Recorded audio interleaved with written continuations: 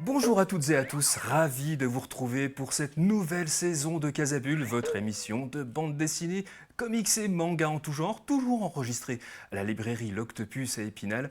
Et je suis en compagnie du maître des lieux, Frédéric Kiffigère. Bonjour Salut Vincent. Fred, ça va? Oui, et toi? Les vacances ont été bonnes? Parfaite. Cette rentrée est fulgurante. Dithyrambique. Dithyrambique. On a plein de belles bandes dessinées à vous présenter. Donc on commence tout de suite avec La Marche Brume, tome 1, Le souffle des choses, aux éditions d'Argo, de Stéphane Fert, qu'on avait déjà présenté, par exemple, pour Peau de mille bêtes, mais il a fait Morgane, Blanc autour, Quand le cirque est venu. Un artiste accompli, génial. Oui. Et surtout un artiste avec une vision assez unique. Hein, Ouais. Quand on voit un bouquin de Stéphane Fert, on sait tout de suite que exactement. c'est à lui. Il revient à la fantaisie, au conte, même si La Marche Brume est un mélange des genres. C'est à la fois un récit de fantaisie avec des sorcières, Ouais. mais c'est aussi un récit post-apocalyptique puisqu'on se rend compte que notre société s'est effondrée, il y a quelques restants par endroits, et ces sorcières ont recueilli une semi-ogresse. Oui. Et puis de façon sous-jacente, on parle quand même de féminisme aussi, de la sororité, de l'écologie encore, et puis beaucoup de magie. Oui, sous couvert de fantastique et d'un petit peu de fantaisie, voilà, ça parle de notre univers, ça parle du sort des femmes, ça parle... Mais j'ai envie de dire, Stéphane Fert a toujours parlé de ça. Oui. Déjà dans Morgane, qui était une relecture féministe de la légende arthurienne, Ouais. ou dans Peau de mille bêtes avec ce conte de Grimm revisité, et même avec Blanc autour, avec Lupano au scénario, où là où on était vraiment dans l'historique pur et dur. Voilà, Stéphane Fert a toujours exprimé beaucoup de soutien aux femmes, et La Marche Brume n'y échappe pas. Sauf que là, on n'est pas sur un one-shot, on est sur un récit au long cours, je crois qu'il y aura 3 tomes. Oui, Et donc, pour la première fois. Et donc, c'est pas le même rythme de lecture, c'est plus enlevé, c'est moins ramassé, évidemment. Oui. Et voilà. C'est un mélange d'aventure, de magie, de sororité, comme tu le disais, de féminisme. C'est drôle. Aussi, accessoirement, il y a un... C'est pas sans rire. Voilà. On esquisse un petit sourire. Il a sur un chaque vrai personnage. talent de dialoguiste. Ça m'a fait un peu penser aussi à Furieuse de Geoffroy Monde, et Mathieu Burnia, qui amène une petite dose de modernité dans des clichés. Le cliché de la sorcière un peu rabougrie, un peu méchante. Oui. Mais qui a bon fond. Enfin voilà, il y a vraiment une relecture des grands mythes fondateurs avec une vision très féminine et très féministe. Et on commence l'histoire, on va dire qu'un petit peu le pitch, hein, c'est une sorcière qui a un enfant, un bébé dans les bras et qui est chassée par une horde d'hommes qui veulent la tuer complètement parce que c'est une sorcière, et il s'avère en fait que ce bébé est une ogresse. On ne dévoile pas plus. Et c'est le début d'une grande aventure. Oui. Voilà. Et je n'ai aucune idée d'où ça peut aller. Et ça, c'est ce que je cherche en lecture, c'est d'être conquis par le style d'un auteur, sa personnalité artistique, et d'être surpris par le récit. Parce que si c'est pour lire des trucs qu'on a déjà lus... Oui. Et puis alors le dessin, toujours magnifique, le dessin sur les couleurs. Un travail sur les couleurs assez incroyable, toujours dans les tons mauve, violet, orange... du bleu. Voilà, du bleu, un mélange de couleurs chaudes et froides qui, en alternance, c'est vraiment un style unique qui plaît pas à tout le monde, mais que je trouve très intéressant. Oui, complètement. Et puis, ce que j'ai trouvé intéressant, moi, dans cette bande dessinée, vu que c'est en 3 tomes, il se permet justement plein de pages, justement, sans texte, où on laisse le dessin, respirer, voilà. on laisse le dessin nous raconter l'histoire aussi, se respirer, l'ambiance complètement. C'est vraiment, vraiment magnifique, c'est du Stéphane Fert et ça ne nous étonne pas du tout. Ça s'appelle donc La Marche Brune, c'est un tome 1, Le souffle des choses, et c'est aux éditions d'Argo. Alors là, on passe à complètement autre chose. Ça s'appelle Arion aux éditions Naban, de Yoshikazu Yasuhiko, je l'ai bien dit. Alors une version sombre de la mythologie grecque, une épopée unique pour faire tomber l'Olympe. Oui, l'auteur est plus connu pour avoir designé Gundam, qui est un monument de la culture geek, c'est les robots géants, le truc le plus japonais qui soit. Oui. Mais avant, il a fait Arion, une série en 3 tomes, où le personnage principal est le fils de Déméter, et il y va se révolter contre les dieux. Alors, je te coupe juste 2 secondes. C'est une ressortie parce que ça date. Hein. Mais Alors, c'est complètement unique en France. C'est jamais complètement sorti. unique. Et alors, les éditions Naban ont fait un travail de fou furieux parce qu'il a fallu retrouver les planches originelles, tout rescanner, qui n'étaient pas forcément dans un super état. Et franchement, bravo à eux. Le bouquin Parce est que magnifique. le bouquin est magnifique. Voilà, c'est des grands formats, Oui. c'est épais, c'est des beaux livres. Ça se font franchement des très beaux livres. Cette histoire mérite un écrin pareil parce que c'est ultra dynamique, comme Oui. très souvent avec le manga. Il y a un côté vraiment sombre et pesant dans ce récit. Alors, ça reste aussi un jeune héros adolescent qui va se révéler. Donc là, c'est la trame classique des shonen manga. Mais voilà, il y a une petite pointe de noirceur en plus. Et surtout, ouais, un style, une énergie. Alors c'est rétro, hein, ça ne plaira pas forcément aux jeunes lecteurs, mais pour les vieux de la vieille qui ont envie de voir un regard japonais sur la mythologie européenne. Et en même temps, c'est complètement différent de ce qu'on a pu voir en mythologie européenne. Et en même temps, c'est plus réel, ça se rapproche plus de la réalité. Voilà. C'est plus cruel, ouais. Et c'est pas les chevaliers du Zodiaque. Non, pas du tout. Alors, non, rien à voir. Rien à voir. On est vraiment dans un récit plus dur, plus mature, et graphiquement, c'est assez fort. Je trouve qu'il y a une élégance dans le trait assez incroyable, une puissance d'évocation assez monstrueuse, une gestion des noirs et blancs et des ombres. Voilà, il y a quelque chose de très moderne pour un bouquin qui a quasi 50 ans. Oui. Donc, alors, il manque peut-être un peu d'arrière-plan, moi, je trouve. On est un petit peu dans le blanc, des fois, sur les arrière-plans, mais c'est vrai. C'est le dessin de l'époque, hein, des années 80. Et puis, alors, en revanche, le découpage cinématographique de ce manga est juste incroyable aussi. On est dans l'action, on est toujours en mouvement avec ses dessins et son découpage. Vraiment... Une très chouette pépite, parce que ils ont bien fait de le ressortir, parce que je ne connaissais pas du tout son travail avant Gundam, et des très chouettes bouquins. Ouais, des récits vraiment à la fois sombres et plus réalistes et plus humains finalement, de ces récits sur les dieux de l'Olympe. C'est très plaisant de redécouvrir le panthéon grec par le prisme de cet auteur japonais. Donc ça s'appelle Arion aux éditions Naban et c'est de Yoshikazu Yasuhito. On passe à complètement autre chose. Ça s'appelle Chumbo aux éditions Casterman de Mathias Lehmann.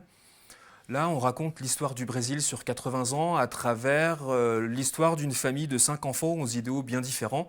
Mathias Lehmann, qui a sa mère, je crois, qui est brésilienne. Hein, voilà, donc c'est vraiment beaucoup... C'est très inspiré de sa propre saga familiale. Ouais, ça. Et il a beaucoup travaillé pendant 3 ans et demi pour sortir ce livre. Hein, beaucoup de recherches. C'est un livre qui fait quasi 300 pages et Mathias Lehmann a un style graphique extrêmement élaboré. Presque à la carte à gratter, donc vraiment très acéré, du noir et blanc pur et dur, très détaillé. Et donc oui, il s'est intéressé à son histoire familiale, mais c'est pas de l'autobiographie. Non, pas du tout. C'est pas du tout, il se met pas en scène. Il rend hommage à toute une partie de sa famille et une partie du Brésil, l'histoire du Brésil qu'en France on ne connaît pas vraiment, enfin voire même pas du tout. Et ce depuis les années 30 jusqu'à, on va dire, à la fin des années 90. Et c'est passionnant. Enfin, moi, j'ai découvert plein de choses. Le contexte politique, la montée de l'extrême droite dans les années 30, comme en Europe, mais des effets différents, les dissolutions de partis politiques, les trahisons, la police politique qui apparaît, Chumbo, ça veut dire plomb. Et c'est les années de plomb qui montent petit à petit pendant le récit. Oui. Et ça devient un récit dur. C'est pas un récit facile à lire non plus. Hein. Il y a une quantité de personnages, même si Mathias essaie de nous guider petit à petit en faisant des... Et en plus, ils vieillissent. Oui. Donc, oui, parce que c'est sous le prisme de 2 familles. Au départ, il y a un riche propriétaire minier qui vient justement visiter sa mine. Et là, il y a un syndicaliste qui veut faire grève parce qu'ils ne sont pas payés depuis des mois. Et il se rend compte qu'à une fête de village, leurs enfants jouent ensemble au foot. Et ils commencent à devenir amis. Et là, c'est pas possible. C'est pas possible. Dans les années 30, la lutte des classes, voilà. Et ça va être le début... Et c'est joli, ça. Ouais, voilà. Et ça va être le début pas d'une rivalité, mais de rapports compliqués, parce qu'il y a un côté affectif malgré tout, des retournements de situation assez incroyables. Enfin, voilà, c'est une grande saga familiale sur 60 ans. C'est extrêmement bien dessiné, extrêmement bien documenté. C'est pas un bouquin qui se laisse apprivoiser facilement. Il faut se jeter à corps perdu dedans. Il faut faire l'effort de se dire, ouais, non mais voilà, il faut persévérer. Il faut pas avoir de choses autour de soi parce que pour se mettre vraiment c'est dedans. très riche, mais je trouve qu'il y a vraiment une ambiance unique. Et voilà, le travail de Mathias Lehmann me touche depuis longtemps. La Favorite, c'était un très beau bouquin qui a eu un prix Angoulême il y a 4 ou 5 ans. C'est un auteur rare qui prend du temps pour faire ses livres et je vous encourage à le découvrir. Ouais, c'est vraiment impressionnant et indispensable pour tous les amoureux du Brésil. Ça s'appelle donc Jumbo de Mathias Lehmann aux éditions Casterman. Alors là, on va passer sur quelque chose aussi de très épuré, très léger. Ça s'appelle Shiki, enfin très léger. Ça s'appelle Shiki, 4 saisons au Japon, chez Virage Graphique. Un premier roman graphique de Rosalie Strasser. Si vous cherchez un livre qui vous captivera l'esprit et qui vous fera vivre un tourbillon d'émotions, eh ben c'est celui-là qu'il faut lire. Alors, Shiki a eu le prix de la bande dessinée géographique au Festival de Saint-Dié-des-Vosges. Et on l'a élu meilleur BD géographique parce que ça donne une vision réelle du Japon. Souvent, en bande dessinée, on a cette vision fantasmée. Le Japon magnifique, la grande ville, mais en même temps la nature à côté. Et Shiki, c'est une autobiographie, et donc Rosalie raconte ses différents voyages. Elle y est allée plusieurs fois, elle y a vécu longtemps, et elle raconte ce qu'elle a vécu. Et c'est assez loin de l'image d'Épinal qu'on a du Japon. Et notamment avec le récit inaugural, la première saison. Oui, parce que ça se découpe en saison. Ça se découpe en saison, voilà. Et ça correspond plus ou moins à ses voyages, vu qu'elle est restée dans la longueur. Voilà, c'est chapitré comme ça. Et le bouquin s'ouvre sur un personnage qui n'a pas de visage, juste une espèce de trame moirée à la place du visage, et ça interpelle.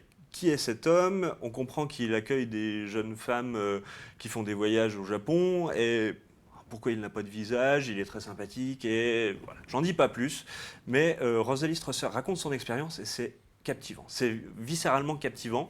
On a envie de savoir ce qui se passe, et alors, je vais pas spoiler, mais on va vite compatir avec elle. Oui. Et c'est sans faux semblant. Elle couche vraiment ses expériences sur le papier, et waouh, c'est pas un bouquin facile non plus, clairement.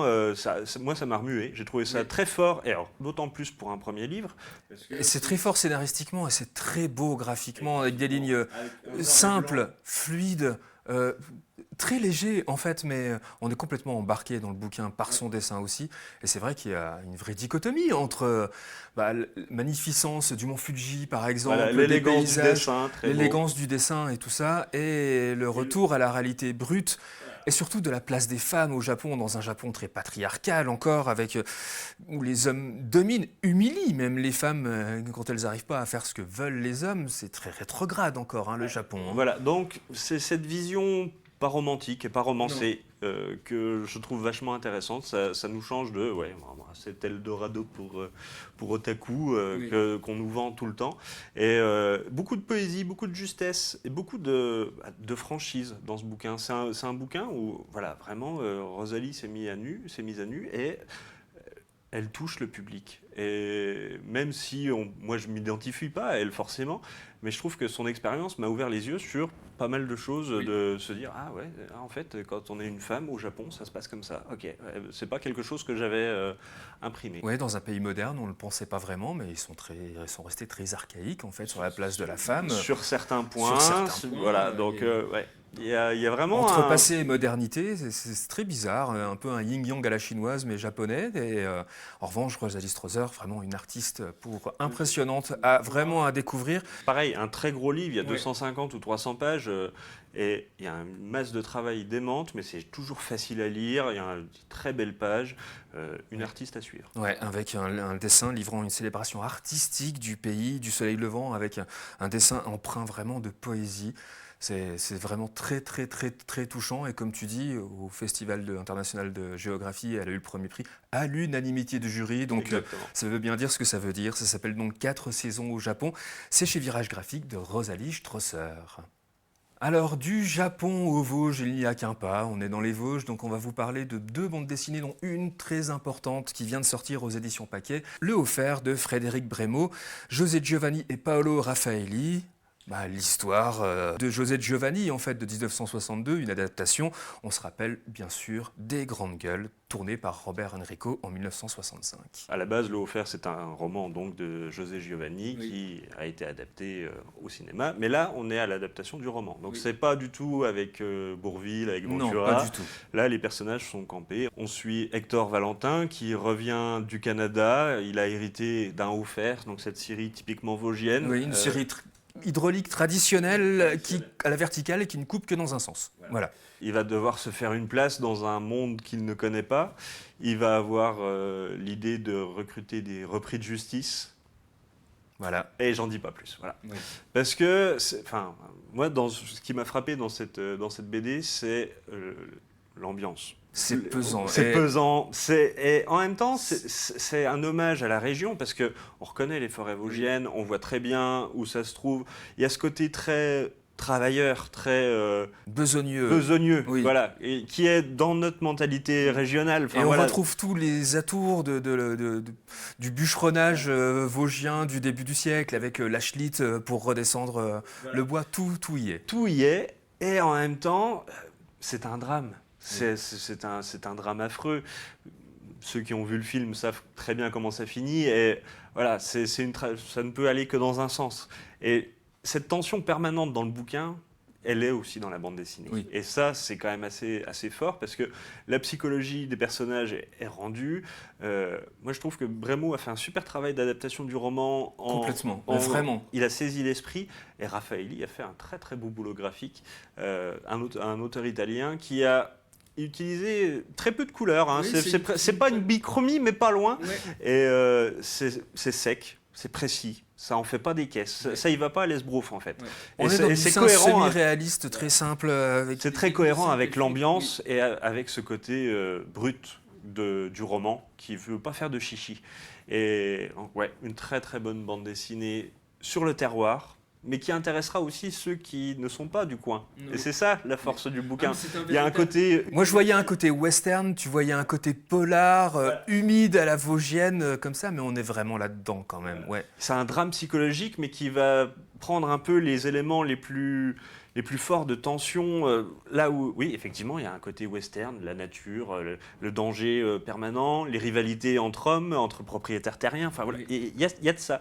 Mais il y a aussi les repris de justice, le polar, quoi. Oui. Donc, c'est un mélange des genres et qui fonctionne très très bien, et c'est balèze. Ouais, c'est une adaptation majestueuse, j'ai pas d'autres adjectifs pour qualifier cette adaptation de Frédéric Bremo. Ça s'appelle donc Le Haut-Fer aux éditions Paquet. On vous le conseille vraiment. Et si on veut rester dans les Vosges, on va parler d'un petit retour. Les Pieds Nickelés sillonnent les Vosges aux éditions Lisel de Moka et L'Espinet, d'après les personnages de Louis Forton. On rappelle, la première bande dessinée des Pieds Nickelés, c'était le 4 juin 1908, plus d'un siècle.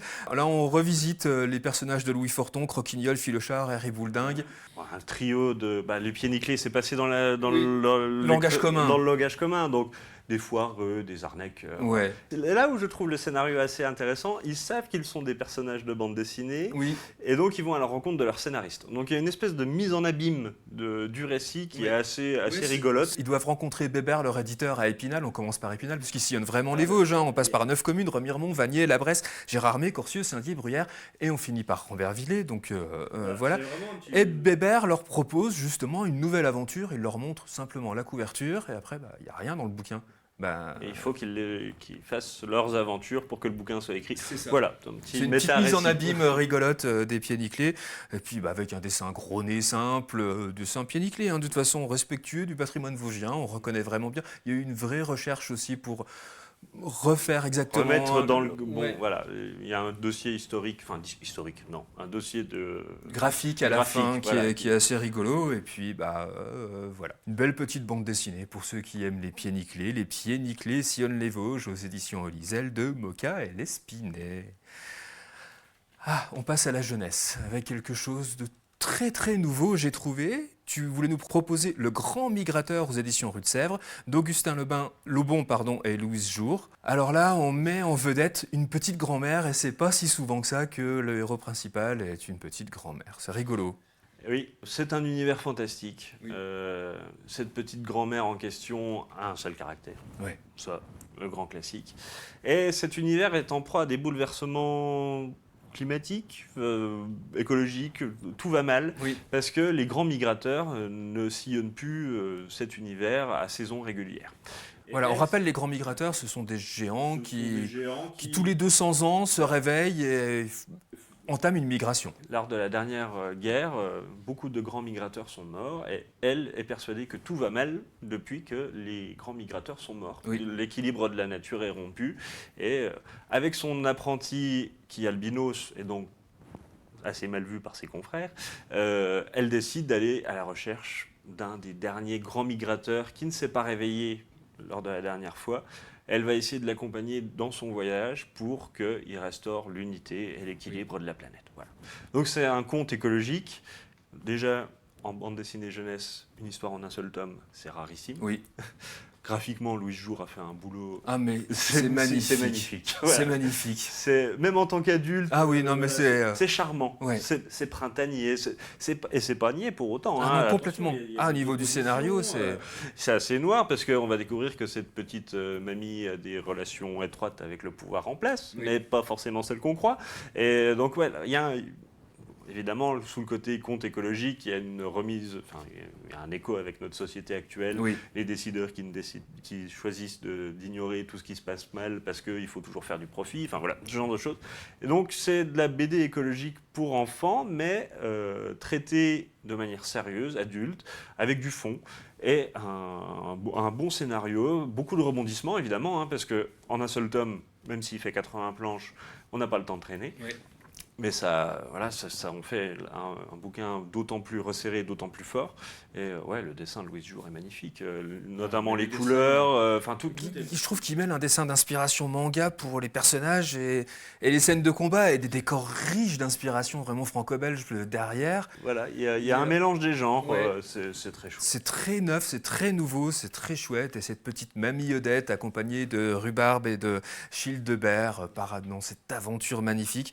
Voilà, et comme tu disais, en toile de fond, cette bande dessinée fait réfléchir aussi nos bambins aux enjeux écologiques du moment. C'est une belle découverte. Ça s'appelle donc Le Grand Migrateur aux éditions Rue de Sèvres d'Augustin Lebon et Louise Jour au dessin, qu'on félicite vraiment pour son dessin.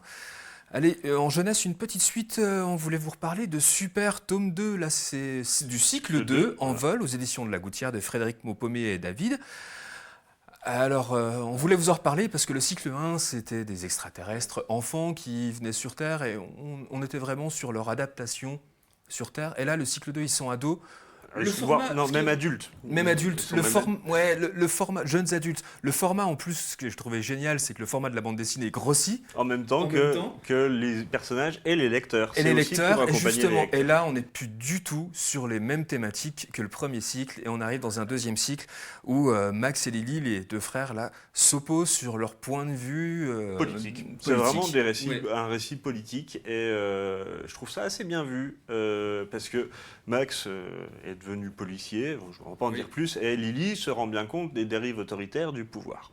Et ça la révolte, et elle décide de prendre les armes à petite échelle, de se rebeller contre le pouvoir.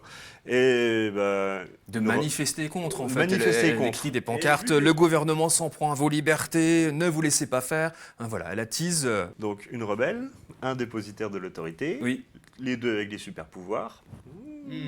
Alors qu'ils sont frères et sœurs. Et ils sont frères et sœurs. Ouais. Mais Frédéric Maupomer écrit ça d'une façon tellement fine que c'est jamais cliché. Non, c'est toujours ok, oui, je vois je vois où elle a raison, mais je vois où elle a tort. Et lui, il a par certains côtés, il a raison. Et c'est pas pour autant mièvre ou genre non, tout le monde a raison, tout le monde doit se mettre d'accord. Voilà. Non. C'est pas ça. C'est vraiment une vision. C'est une BD politique, mais pour jeunes. Alors, je n'irais pas faire lire ça à un gamin de 9 ans parce qu'il y a des situations assez dures, mais pour les gamins qui avaient 9 ans quand le premier tome du premier cycle est sorti, qui a 15-16 ans, C'est parfait. C'est parfait. Parce Exactement. que c'est une réflexion politique sur nos choix de vie. Quoi. Il donne à réfléchir le lecteur, vraiment, il leur fait faire leur propre chemin intellectuel pour parvenir à soit équilibrer, apaiser ou aider au mieux la société. Quel point de vue est là pour mieux aider, dialoguer, aider la société? Parce que c'est vrai qu'il nous faut un aspect sécuritaire quand même pour pas tout laisser faire. Et en même temps, la sécurité enlève des libertés. Donc, et c'est au lecteur de se faire sa propre opinion. C'est là-dessus où il est vraiment très malin, je trouve. Il laisse le choix. Et puis le dessin de David est quand même magnifique, toujours. Magnifique. Et il évolue, je trouve, par rapport au premier tome. Clairement, l'ambiance de ses planches.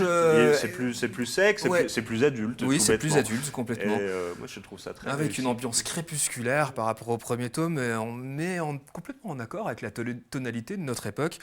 Voilà, je trouvais que c'est un pari risqué de faire évoluer les personnages comme ça, parce qu'ils changent vraiment et ils évoluent vraiment dans leur mentalité, mais comme tout un chacun, comme un enfant qui devient ado, qui devient jeune adulte et qui devient plus tard encore plus adulte mature. Et qui finit vieux con. Oui, et on va tous finir vieux con d'ailleurs. Donc ça s'appelle Super, là c'est le tome 2 du cycle 2, on voulait vous en reparler aux éditions de La Gouttière, de Frédéric Maupomé et David. Et pour parler de petites suites, on ne pouvait pas ne pas manquer la sortie là au mois de septembre de Slava, tome 2, Les Nouveaux Russes, des éditions d'Argo, de Pierre-Henri Gaumont. On vous avait parlé du tome 1, mais le tome 2 repart sur les chapeaux de roue. Complètement, Voilà. avec un petit twist. Voilà, la surprise du truc. Et toujours cette vision très documentée de ce changement de mentalité à la chute du communisme. Oui. Et ces personnages qui sont un peu perdus, qui vont essayer de vivre leur vie en accord avec leurs idéaux, mais c'est compliqué. Donc voilà, moi Slava, je trouve que c'est de la tranche de vie. Alors, avec le dessin de Pierre-Henri qui est d'une énergie incroyable et des choix de couleurs assez tranchés. Et d'un humour incroyable dans son dessin. Et d'une qualité littéraire aussi. Mais parce que complètement. c'est super bien écrit. Et voilà, je pense qu'il faut lire cela. Ouais, j'ai envie de vous dire, pour essayer de comprendre la Russie là, de 2023, il est peut-être intéressant de se plonger dans la mentalité des nouveaux Russes au lendemain des années 90, à l'effondrement du bloc soviétique. Beaucoup de choses viennent de là. C'était une époque de corruption, de compétition, d'individualisme impitoyable, de course à l'arrivisme, un joyeux bordel de capitalisme sauvage, en fait. Et ça nous montre vraiment, par le prisme de cette bande dessinée que nous offre Pierre-Henri Gaumont, la compréhension de la Russie d'aujourd'hui aussi, voilà, qui est pas du tout libérale, qui est pas du tout communiste. On ne sait pas vraiment ce que c'est, la Russie d'aujourd'hui, avec un dessin stylisé, comme tu disais, en patte de mouche, très expressive, comme ça. C'est jeté sur le papier et ça nous jette vraiment à la figure. Pierre-Henri Gaumont, il faut vraiment que vous lisiez tous ces albums. Une aventure sacrément bien écrite, comme tu le disais. Ça s'appelle donc Les Nouveaux Russes. Slava, Les Nouveaux Russes, c'est le tome 2 aux éditions d'Argo de Pierre-Henri Gaumont. Bon, on a terminé, c'était dense, Fred, vraiment très dense. Des super bandes dessinées, il y en a pour tous les goûts. On est ravis de vous retrouver aussi le mois prochain pour encore plein de choses magnifiques. Je vous rappelle simplement que cette émission est toujours disponible en podcast sur le site de Vosges Télévisions, à la rubrique culture, vosgestélévisions.tv, qu'il y a toujours la chaîne Petit Casabule qui séquence toutes ces petites bandes dessinées. Je vous invite aussi à vous y abonner. Sur ce, on vous laisse. Merci beaucoup Fred, au mois prochain. À bientôt. Vous pouvez éteindre maintenant votre télévision et offrir de la bande dessinée. Salut à tous.